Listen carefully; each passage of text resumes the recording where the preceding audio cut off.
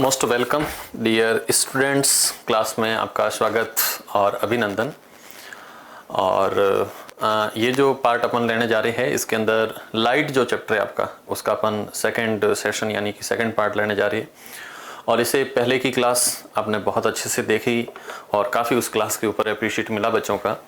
और फर्स्ट जो क्लास है लाइट के रेस्पेक्ट में, तो उस फर्स्ट क्लास के अंदर अपन ने लाइट की कुछ प्रॉपर्टीज को देखा और लाइट की प्रॉपर्टीज के बाद में है ना सोर्स ऑफ लाइट को देखा या फिर रिफ्लेक्शन को देखा, रिफ्रैक्शन को देखा। तो रिफ्रैक्शन तो वैसे अपन इसमें देखने वाले, रिफ्लेक्शन ऑफ लाइट वेव, जो मिरर है उसके अंदर प्लेन मिरर, स्फेरिकल मिरर, उनकी टर्मिनोलॉजी, मिरर फार्मूला और आर और एफ के अंदर रिलेशन, काफ़ी सारी चीज़ें थी जो आपने बहुत अच्छे से देखी और पढ़ी।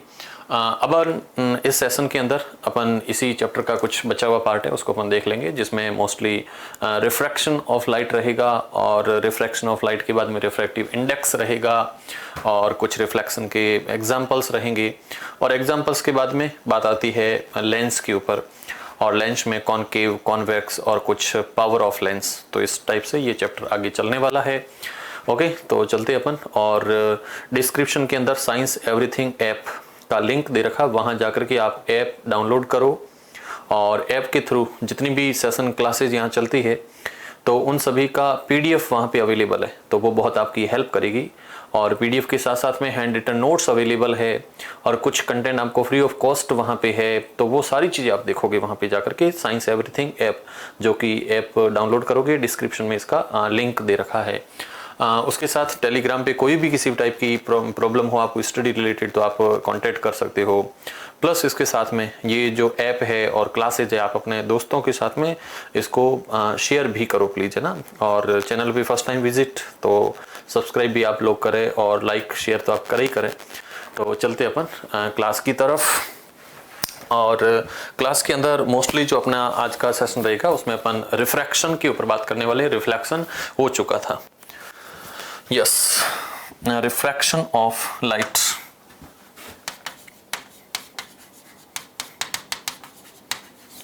refraction of light, refraction of light के रेस्पेक्ट में अपन देखें रिफ्रैक्शन क्या होता है। तो रिफ्रैक्शन को मैं ऐसे डिफाइन करवाता हूँ, जैसे ये एक रिफ्लेक्टिंग क्या ना सेपरेटिंग सरफेस है और इस सेपरेटिंग सरफेस के ऊपर की तरफ है मान लो एयर और नीचे की तरफ है वाटर। तो ये वाटर और एयर है। वाटर के पार्टिकल्स थोड़े एक दूसरे के बहुत एडजेसेंट होंगे, पास पास में होंगे, तो इसको अपन कहेंगे रेयर और डेंसर, दो टाइप के मीडियम हैं। तो ये होगा यहाँ पर डेंसर मीडियम, डेंसर मीडियम, और ये है रेयरर मीडियम, रेयरर मीडियम। दो टाइप के मीडियम है, एक रेयरर मीडियम है, दूसरा डेंसर मीडियम है। कोई भी लाइट की रे जब एक मीडियम से दूसरे मीडियम में एंट्री करती है, जैसे ये लाइट की रे है, तो जैसे ही एंट्री करती है तो इसको ऐसे सीधा चलना चाहिए था, लेकिन एयर से वाटर में जाने पर इस लाइट की वेव की जो स्पीड है वो थोड़ी सी चेंज होती है और चेंज होने के कारण ये लाइट की वेव थोड़ी सी बेंट हो जाती है, मुड़ जाती है। और इस प्रकार बेंट होने की जो फिनोमिना है, इस फिनोमिना को अपन कहते हैं रिफ्रैक्शन। तो रिफ्रैक्शन क्या होता है, तो नोट करते हैं कि the path of light beam that is bent when light wave pass out through medium। तो डिफरेंट मीडियम से जब ये लाइट की वेव पास आउट होती है तो इसकी जो लाइट की वेव का पाथ है वो थोड़ा सा बेंट हो जाता है, और बेंट होने की जो फिनोमिना है इस फिनोमिना को अपन कहते हैं रिफ्रैक्शन। ओके, रिफ्रैक्शन जब होता है तो रिफ्रैक्शन का मेन बेसिस होता है इसके मीडियम, एक रेयरर मीडियम है, दूसरा डेंसर मीडियम है, ऊपर एयर है, नीचे वाटर है। तो अलग अलग मीडियम में लाइट की वेलोसिटी अलग अलग होती है और अलग अलग वेलोसिटी के कारण ये रिफ्रैक्शन होता है। तो रिफ्रैक्शन होता क्यों है, तो इसका मेन रीजन होता है different speed of light wave in different medium. अलग अलग मीडियम के अंदर लाइट वेव की जो स्पीड है वो अलग अलग होती है, इसलिए रिफ्रैक्शन ऑफ लाइट इंसिडेंट होता है। जब डिफरेंट मीडियम की बात करते हैं तो एक होता है रेयरर मीडियम और दूसरा होता है डेंसर मीडियम। रेयरर मीडियम वो मीडियम होता है जिसमें particles apart from each other होते हैं, पार्टिकल एक दूसरे से काफी दूर होते हैं, तो उसको अपन रेयरर मीडियम कहते हैं। जिसमें पार्टिकल्स बहुत एडजेसेंट होते हैं, क्लोजर टू ईच अदर होते हैं, तो उसको अपन डेंसर मीडियम कहते हैं। तो मैं एक कंडीशन और अप्लाई करता हूं, यहाँ पे ये है नॉर्मल, ये है सेपरेटिंग प्लेन, और ऊपर की तरफ है रेयरर मीडियम और नीचे की तरफ है डेंसर मीडियम। जब भी लाइट की वेव रेयरर से डेंसर में जाती है तो रेयरर से डेंसर में जाने पर इसकी जो स्पीड है वो डिक्रीज होती है, और स्पीड डिक्रीज होने के कारण ये हमेशा टुवर्ड द नॉर्मल बेंट हो जाती है, है ना। ये कंडीशन इसके अंदर रहती है। सेकंड कंडीशन कुछ ऐसे है, ये सेपरेटिंग प्लेन है और ये नॉर्मल है, और नॉर्मल के बाद में ये ऊपर की तरफ डेंसर मीडियम है, ये ऊपर की तरफ है डेंसर मीडियम, और ये है रेयरर मीडियम। कंडीशन ये है कि एक लाइट की वेव है जो कि डेंसर मीडियम से रेयरर में जा रही है, तो डेंसर से रेयरर में जा रही है तो कोशिश ये होनी चाहिए कि सीधी चले, लेकिन ऐसा नहीं होता है, क्योंकि डेंसर से रेयरर में जाने पर इसकी जो स्पीड है वो थोड़ी सी इंक्रीज हो जाती है, और इंक्रीज होने के कारण ये जो लाइट वेव है वो बेंट हो जाती है अवे फ्रॉम नॉर्मल। तो ये अवे फ्रॉम नॉर्मल है, वो टुवर्ड द नॉर्मल, ये दोनों कंडीशन पूछी जाती है।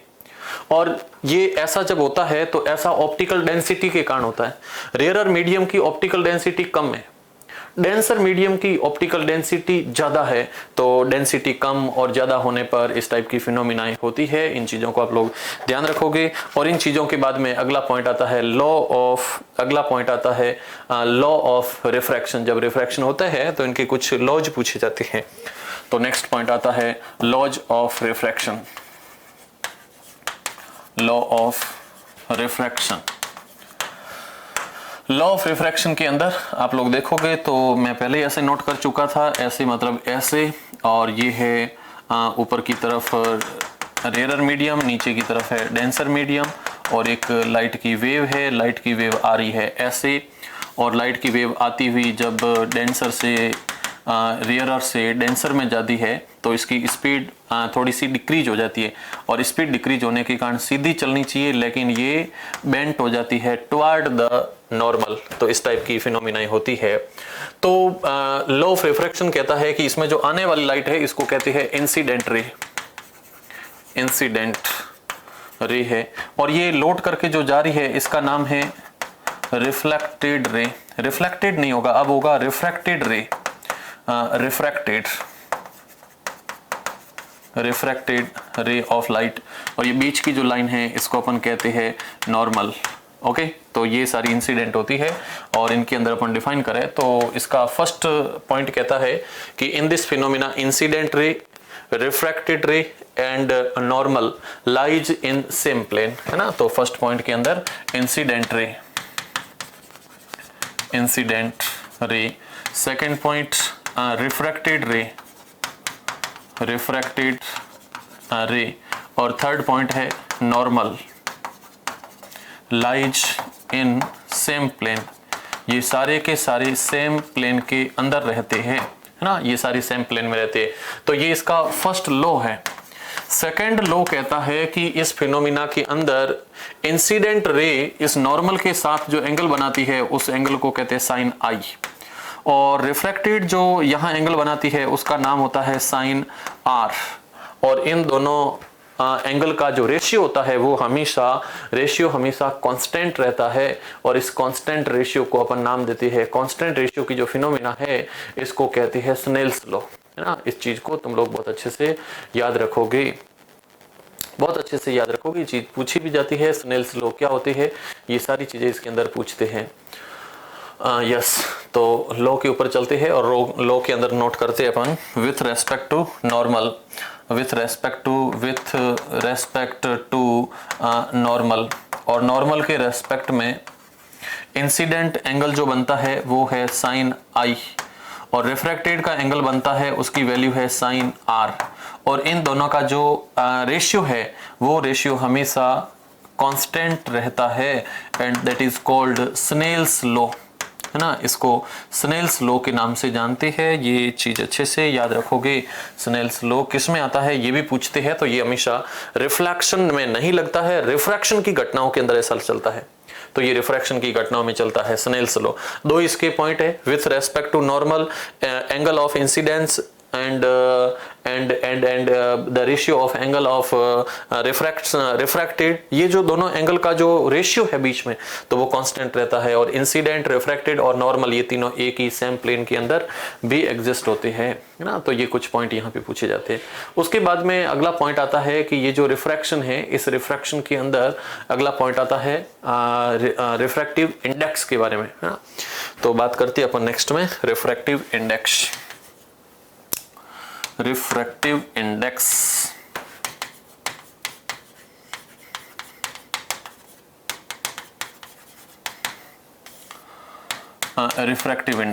रिफ्रैक्टिव इंडेक्स क्या है? आप जैसे कोई भी पानी है, पानी के अंदर यानी कि वाटर के अंदर या फिर एयर के अंदर या फिर हनी के अंदर या फिर कार्बन डाइसल्फाइड के अंदर, ये अलग अलग मीडियम है और इसमें आप लाइट रे को अगर पास आउट करोगे तो हर एक मीडियम में लाइट की जो वेलोसिटी है वो अलग अलग होगी, लाइट की वेलोसिटी अलग अलग होगी। तो डिफरेंट मीडियम में जब लाइट की वेलोसिटी को अपन कंपेयर करते हैं तो कंपेयर करने की फिनोमिना को अपन नाम देते हैं रिफ्रैक्टिव इंडेक्स, है ना। तो रिफ्रैक्टिव इंडेक्स की डेफिनेशन होती है the comparison of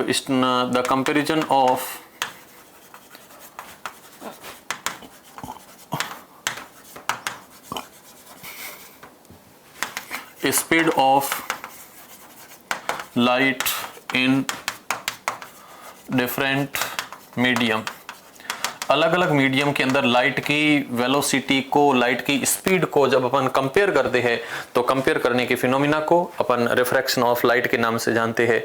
refraction of light के अंदर तुम्हें कुछ पॉइंट पूछे जाते हैं रिफ्रैक्टिव इंडेक्स के, और वो पॉइंट अच्छे से याद रखोगे।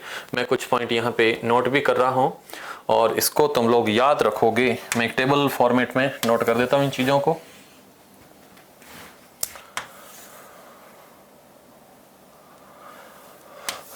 यस, ये कुछ सब्सटेंस और इसके रिफ्रैक्टिव इंडेक्स रहेंगे।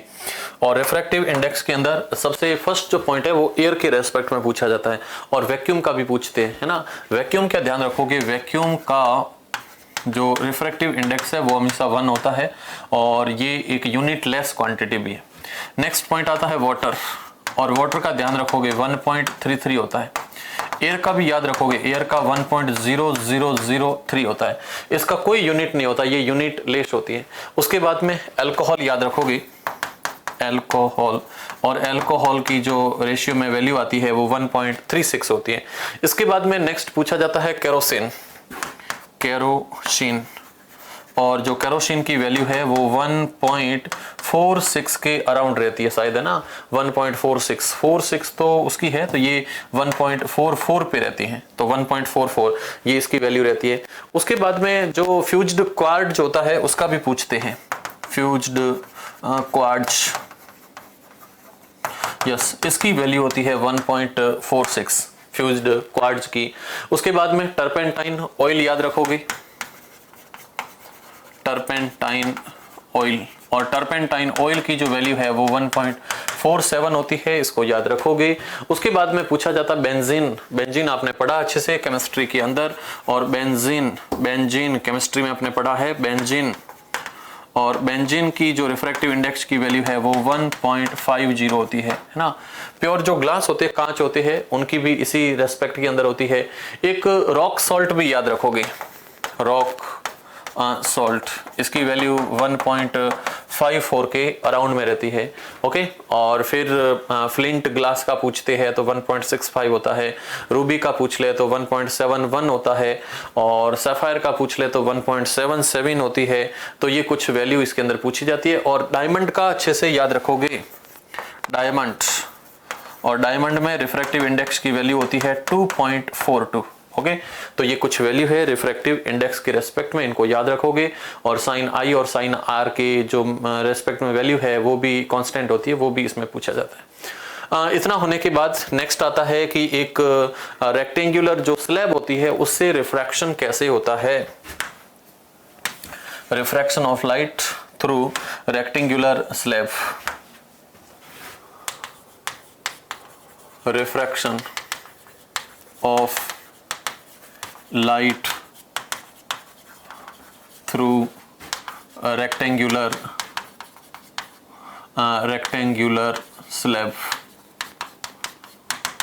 रेक्टेंगुलर स्लैब के थ्रू रिफ्रैक्शन कैसे होता है, तो इन चीज़ों को दिखाने के लिए एक तो अपने यहाँ पे नॉर्मल खींचते हैं और एक यहाँ पे नॉर्मल खींचते हैं, हाँ ये दोनों नॉर्मल हो गए।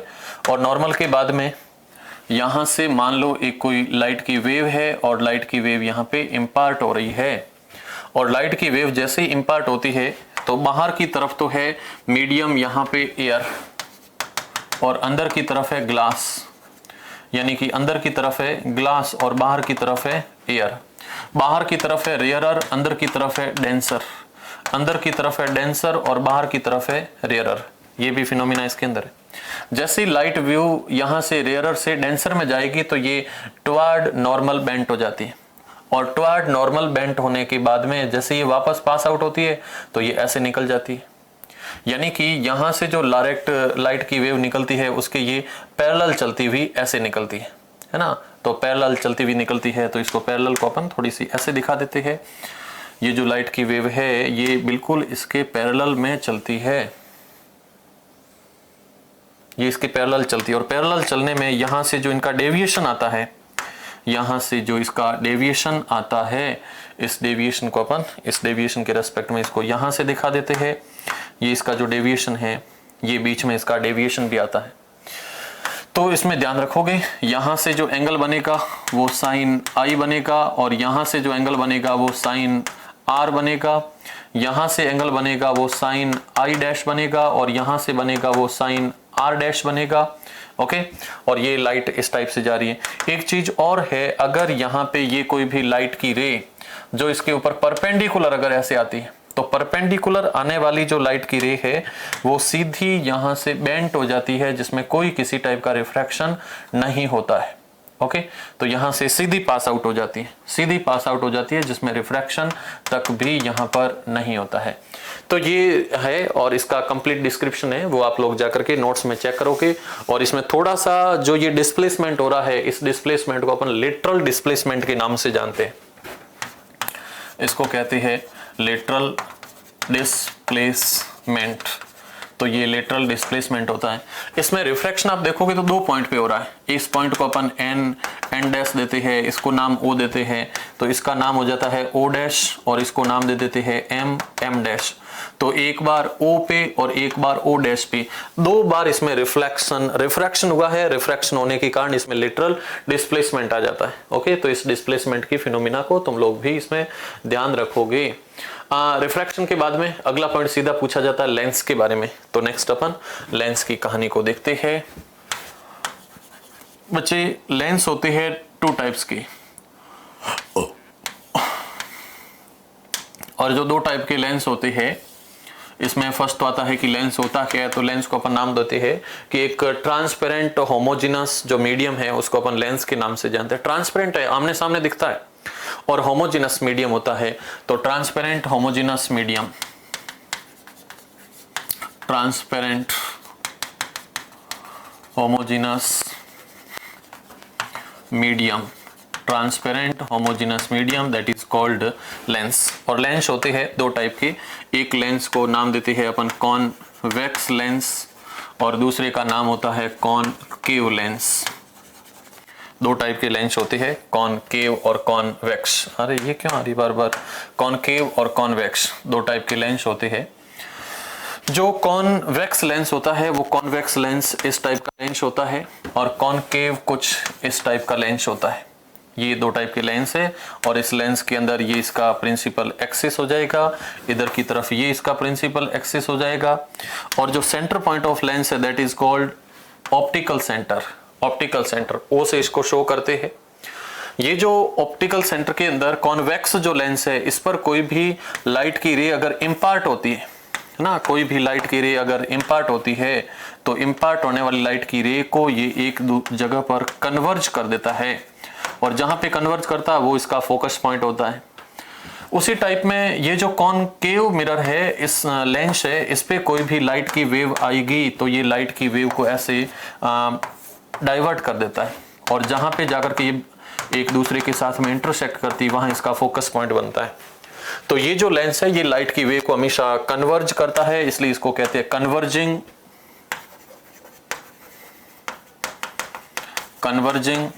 लेंस कहते हैं। और ये लाइट की वेव को बिखेर देता है तो इसको कहते हैं डाइवर्जिंग लेंस कहते हैं। तो एक कन्वर्जिंग लेंस होता है और एक डाइवर्जिंग लेंस होती है। तो ये दो टाइप के लेंस रहते हैं। इनको भी आपने देखा, लाइनें यहाँ पे सीधी नहीं जा रही है, क्या बात है? अब ठीक है, थोड़ी ठीक लग रही है। सर पहले तो बहुत खराब लग रही थी, अब भी तो खराब लग रही है, कौन सी सही लग रही है? तो ये दो टाइप के लेंस होते हैं अपने पास में, एक होता है कन्वर्जिंग और दूसरा होता है डाइवर्जिंग। कन्वर्जिंग वो होता है जो लाइट की वेव को एक जगह पर कन्वर्ज कर देता है, ओके। और इसका जो फोकस पॉइंट है वो हमेशा रियल होता है प्लस पॉजिटिव साइन का होता है। इसका रियल तो नहीं होता है, वर्चुअल होता है। और नेगेटिव साइन क्या होता है, क्योंकि साइन कन्वेंशन सिस्टम भी अपन ने देखे हैं और साइन कन्वेंशन सिस्टम के बाद में कुछ इनके रिलेशन में टर्मिनोलॉजी पूछी जाती है।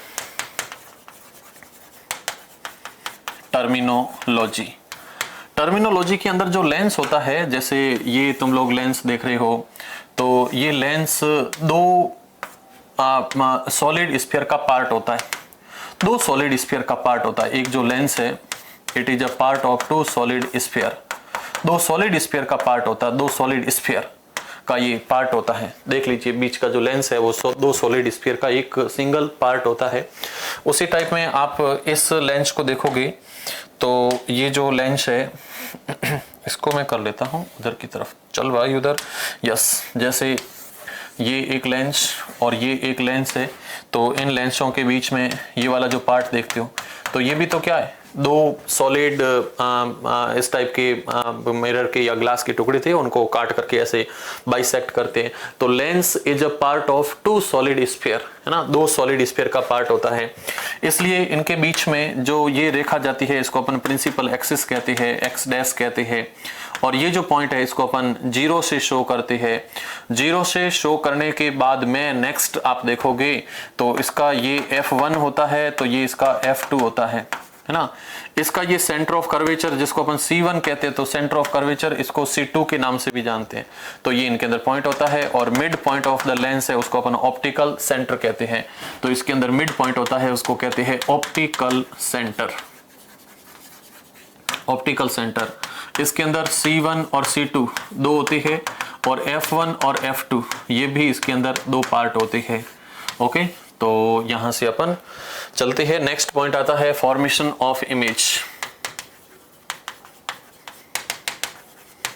फॉर्मेशन ऑफ इमेज, और फॉर्मेशन ऑफ इमेज के अंदर आप लोग देखोगे तो फॉर्मेशन ऑफ इमेज के अंदर अपन मोस्टली बात करते हैं कॉन्वेक्स लेंस की। कॉन्वेक्स में प्रिंसिपल एक्सिस, ऑप्टिकल सेंटर। एक चीज ध्यान रखोगे, इसके अंदर अपन ने देखा था ये इसका F1 पॉइंट होता है तो ये इसका F2 पॉइंट होता है। F1 पॉइंट होता है तो ये इसका F2 पॉइंट होता है। F1 पॉइंट है तो ये इसका F2 पॉइंट है। जैसे मिरर में पढ़ रहे थे वैसे ही पॉइंट है यहाँ पर।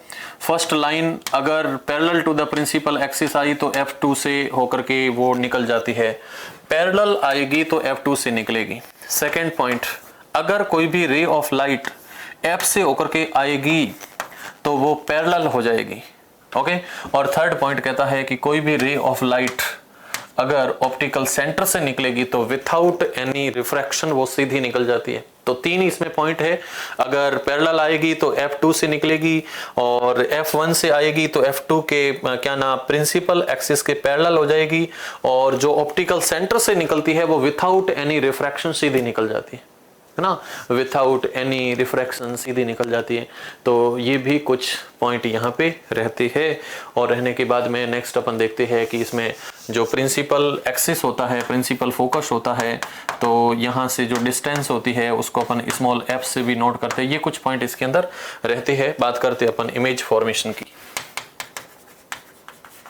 इमेज फॉर्मेशन, इसमें भी वही 6 कंडीशन रहती है और 6 कंडीशन के अंदर फर्स्ट पॉइंट जहां पे ऑब्जेक्ट रखा होता है एट इनफाइनाइट, और इनफाइनाइट कंडीशन के लिए ये प्रिंसिपल एक्सिस है, ये इसका ऑप्टिकल सेंटर है, ये इसका F1 है और ये इसका F2 है।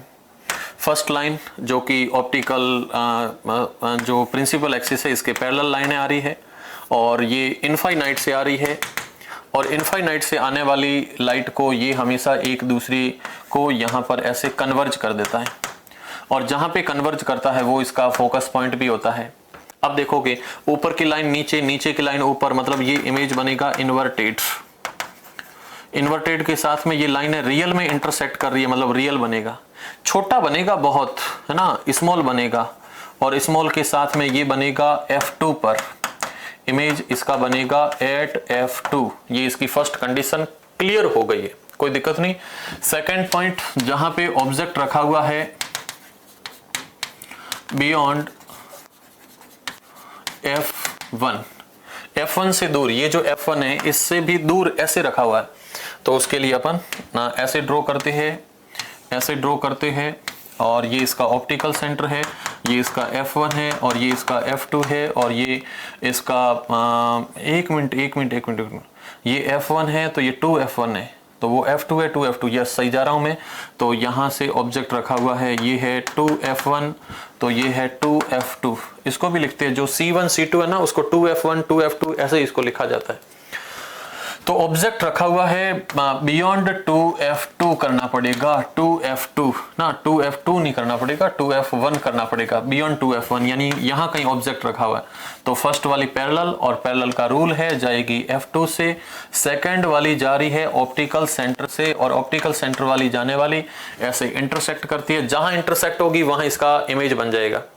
तो इसका इमेज बनेगा F2 और 2F2 के बीच में, तो इसका इमेज बनेगा बिटवीन F2 एंड 2F2।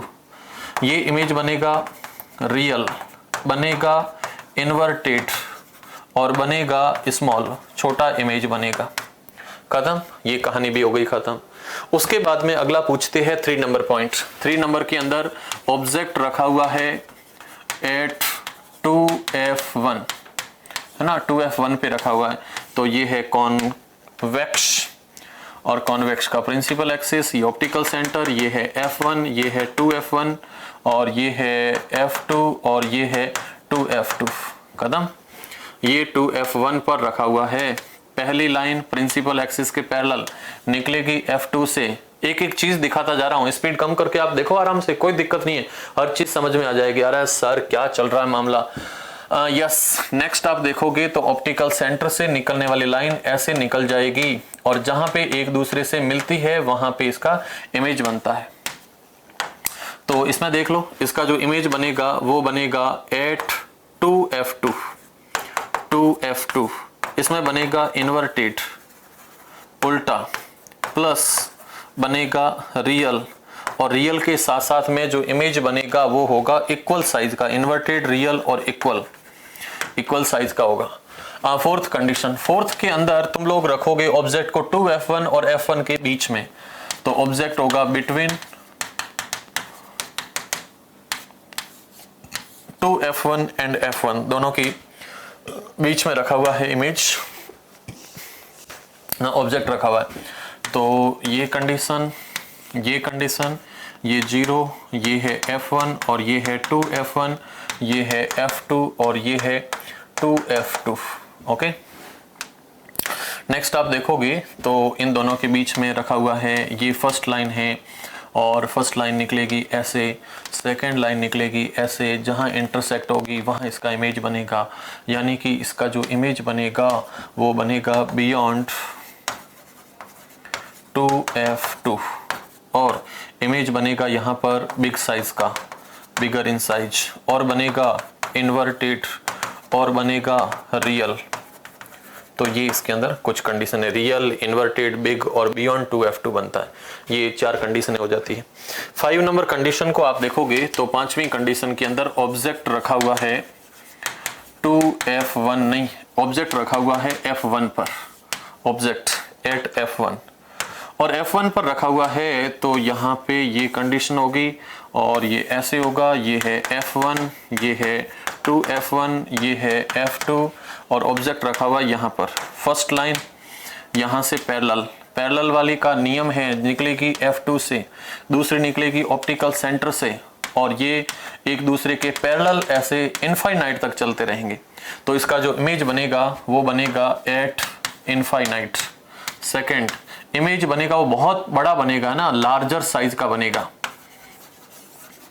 फिर बनेगा इन्वर्टेड, उल्टा बनेगा, और जब भी बनेगा रियल इमेज बनेगा। ओके, तो ये कंडीशन हो जाती है जहां पे F1 पे रखा हुआ था ऑब्जेक्ट। और लास्ट में 6 नंबर कंडीशन जहां पे ऑब्जेक्ट को अपन रख लेते हैं between F1 and optical centre, इन दोनों के बीच में रख लेते हैं। और बीच में रखोगे तो ये कंडीशन, ये ऑप्टिकल सेंटर, ये है इसका F1, ये है 2F1, और ये है इसका F2, और ये है इसका 2F2, है ना। ये कंडीशन रहेगी। ऑब्जेक्ट यहाँ रखा हुआ, फर्स्ट लाइन यहाँ पर पैरेलल, पैरेलल ऐसे निकलेगी, सेकंड वाली प्रिंसिपल एक्सिस निकलेगी। वो लाइनें वहां एक दूसरे को डाइवर्ट कर रही है तो मिलने की पॉसिबिलिटी नहीं है। तो इन लाइनों को पीछे की तरफ जैसे ही अपन ऐसे खींचते हैं तो ये एक दूसरे से इंटरक्रॉस करती है, ऐसे इनका इमेज बनता है। इसका इमेज बनता है इरेक्ट, प्लस बनता है वर्चुअल टुवर्ड द ऑब्जेक्ट, और लार्ज साइज का बनता है। तो इसमें इमेज बनेगा लार्ज साइज का, बड़ा बनेगा, इरेक्ट यानी कि बोले तो सीधा बनेगा, और सीधे के साथ में इरेक्ट होगा, लार्ज होगा, और वर्चुअल बनेगा, रियल नहीं होगा, वर्चुअल होगा, और टुवर्ड ऑब्जेक्ट बनेगा, जहां ऑब्जेक्ट रखा हुआ है वहीं पर इसका इमेज बनेगा। तो ये इसकी 4 कंडीशन है। इसी के साथ आपके जो लेंस का मामला था वो हो चुका है फिनिश। लेंस के अंदर कॉनकेव को देखोगे तो कॉनकेव के अंदर भी 2 कंडीशन है कॉनकेव लेंस के अंदर। और कॉनकेव लेंस के अंदर फर्स्ट पॉइंट कहती है कि जहां ऑब्जेक्ट इनफाइनाइट पे है तो ये कॉनकेव है, ये प्रिंसिपल एक्सिस है, और इसके अंदर ये इसका F1 है तो ये इसका F2 है। मान लो ऑब्जेक्ट कहीं पे भी रखा हुआ है और ये लाइनें कुछ ऐसे आ रही है, तो फर्स्ट के अंदर ये लाइनें यहाँ से ऐसे यूं हो जाती है, और इसको देखोगे तो ये ऐसे निकलती है। मतलब अपन ने पहले भी देखा है कि अगर कॉनकेव पे लाइनें आती है तो ये हमेशा उसको डाइवर्ज कर देता है। तो इसका जो ऑब्जेक्ट है तो उसके रेस्पेक्ट में इसका जो इमेज बनेगा, इमेज, तो इसका इमेज बनने वाला है F1 पर, F1 पर ऊपर की ऊपर लाइन, नीचे की नीचे लाइन, मतलब ये बनेगा इरेक्ट, प्लस बनेगा बहुत ही छोटा स्मॉल, और स्मॉल के साथ में बनेगा वर्चुअल, रियल तो है नहीं बेचारा, तो ये वर्चुअल इमेज बनता है। तो इस टाइप की कंडीशन यहाँ पे रहती है, इसको आपने देख ली। सेकंड कंडीशन के अंदर जो ऑब्जेक्ट रखा जाता है वो ऑब्जेक्ट रखा जाता है between infinite and optical centre, दोनों के बीच में। वन शॉट क्लास चल रही है, डिस्क्रिप्शन के अंदर आप जाकर के लिंक के माध्यम से ऐप को इंस्टॉल कीजिए, वहां पे इन सारी PDF मिलेगी, हैंड रिटन नोट्स मिलेंगे आपको, और उससे बेनिफिट होगा, है ना। और ये वन शॉट है इसलिए मैं अपने हिसाब से चल रहा हूं, बाकी जब एक्सप्लेनेशन की क्लासें भी आप देखोगे तो उसके अंदर बहुत अच्छे से हर चीज को एक्सप्लेन किया हुआ है। इसके अंदर ये कंडीशन रहने वाली है, और ये ऑप्टिकल सेंटर है। ऑब्जेक्ट को आप कहीं पे भी रख लो, तो कहीं पे रखने का मतलब आप इन दोनों के बीच में, मान लो आपने यहाँ पे ऑब्जेक्ट रख लिया जो F1 पे रखा हुआ है, तो यहाँ पे F2 होगा, तो फर्स्ट लाइन यहाँ से है, अरे यहाँ थोड़ी ना होगी, तो ये लाइन निकलेगी इधर की तरफ और इसको ऐसे ले जाओगे। सेकेंड लाइन को निकालोगे ऑप्टिकल सेंटर से, और जहाँ पे ये इंटरसेक्ट करती है वहाँ पे इसका इमेज बनता है। तो इसका इमेज जो बनेगा वो इमेज बनेगा बिटवीन कहाँ पे बनेगा, बिटवीन F1 एंड 0, दोनों के बीच में बनेगा। और इसका इमेज बनेगा सीधा, यानी कि इरेक्ट बनेगा। इरेक्ट के साथ में वर्चुअल होगा, रियल नहीं होगा, और उसके साथ में जो इमेज बनेगा वो सीधा भी होगा, और उसके साथ में छोटा इमेज बनेगा, है ना, स्मॉल साइज का बनेगा। तो ये कुछ कंडीशनें इसकी हो जाती है। लेंस आपकी हो जाती है फिनिश, और लेंस फिनिश होने के बाद में नेक्स्ट जो इसके अंदर फिनोमिना पूछी जाती है वो फिनोमिना इसके रेस्पेक्ट में आप देखोगे तो यहाँ पे यूजेज इतने मोस्टली पूछे नहीं जाते हैं। नेक्स्ट पॉइंट आता है लेंस के लिए फॉर्मूला, तो थोड़ा अपन फॉर्मूले को देख लेते हैं। लेंस के लिए फॉर्मूला यस। और कार्टेशियन सिस्टम, एक कार्टेशियन सिस्टम जो अपन ने देखा था वही मिरर पे, लेंस पे, सब जगह सेम लगता है। इधर की डिस्टेंस नेगेटिव होगी, पॉजिटिव होगी, ऊपर की डिस्टेंस पॉजिटिव होगी और नीचे की डिस्टेंस नेगेटिव चलती है। तो ये पॉइंट इसके अंदर सेम के सेम चलते हैं। लेंस के लिए फॉर्मूला देखोगे तो लेंस फॉर्मूला, और लेंस फॉर्मूला देखोगे तो मिरर का फॉर्मूला वो सेम का सेम है, 1/v। वहां प्लस था, यहां माइनस है, 1/u is equal to 1/f के रेस्पेक्ट में चलते हैं। मैग्निफिकेशन का फॉर्मूला तो यहाँ पर height of object minus height of image minus height of object, या फिर इसको लिखते हैं प्लस v/u। इस फॉर्मेट में भी इसको लिखा जाता है। उसके बाद में अगला पॉइंट आता है पावर ऑफ लेंस, है ना, पावर ऑफ लेंस। एक मैं इस पे न्यूमेरिकल क्वेश्चन भी दे देता हूं। जैसे क्वेश्चन दे दिया तुम्हारे सामने कि ये है एक ऐसा लेंस, ये इसका ऑप्टिकल सेंटर और इसकी फोकल लेंथ जो है वो फोकल लेंथ दे रखी है 20 सेंटीमीटर, और इसके सामने जो ऑब्जेक्ट रखा हुआ है यानी कि u रखा हुआ है वो तुम्हें कैलकुलेट करना है, और ऑब्जेक्ट कहाँ रखा हो नहीं पता। और इसका जो v बन रहा है वो v बन रहा है इसका 30 सेंटीमीटर पर। Question yes yes. अब ये 30 सेंटीमीटर पे बन रहा है, फोकस ऐसे ऐसे ये सारी चीजें दे रखी है, और इसका जो 30 सेंटीमीटर पे बन रहा है वो 30 सेंटीमीटर पे बनने वाला पॉजिटिव साइन के साथ होगा, नेगेटिव होगा वो भी देखना पड़ेगा। और इसका इन्वर्टेड बनता है, इमेज जो है ना इन्वर्टेड बनता है, ये क्लियर करना पड़ेगा, नहीं तो बच्चे इसमें कंफ्यूज हो जाएंगे। तो इसके अंदर देखोगे आप u, तो u यहाँ पे कैलकुलेट करना है, v तो v पीछे की तरफ बनता हमेशा और वो हो जाएगा प्लस में 30 सेंटीमीटर। फोकल लेंथ इसमें पीछे की तरफ जाती है तो वो हो जाएगी 20 centimetre. Lens formula 1/v minus 1/u is equal to 1/f।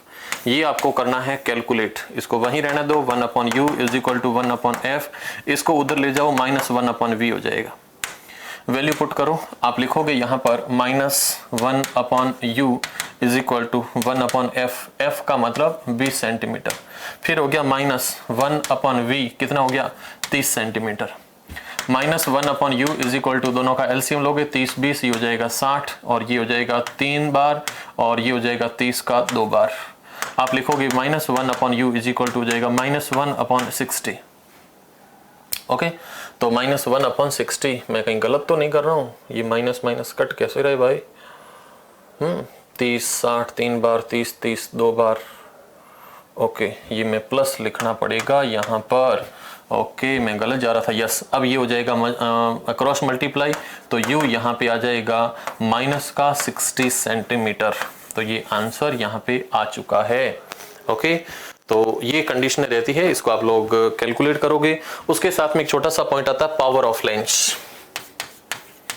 Power of lens, power of lens का मतलब मीन ये होता है कि कोई भी लेंस है जब वो लाइट की वेव को कन्वर्ज करता है या डाइवर्ट करता है, तो इस फिनोमिना को अपन पावर ऑफ लेंस करते हैं ना। कोई भी लेंस है तो लेंस लाइट की वेव को डाइवर्ज करता है या फिर लाइट की वेव को कन्वर्ज करता है, तो कन्वर्ज और डाइवर्ज करने की जो फिनोमिना है that is called power of lens. Power of lens इसको नोट करते हैं लेंस की फोकल लेंथ के रेस्पेक्ट में, और फोकल लेंथ हमेशा मीटर में मेजर की जाती है। जो पावर ऑफ लेंस है इसका जो यूनिट होता है वो ध्यान रखोगे, यूनिट होता है डायोप्टर। क्या, इसको अपन डायोप्टर के अंदर नोट करते हैं।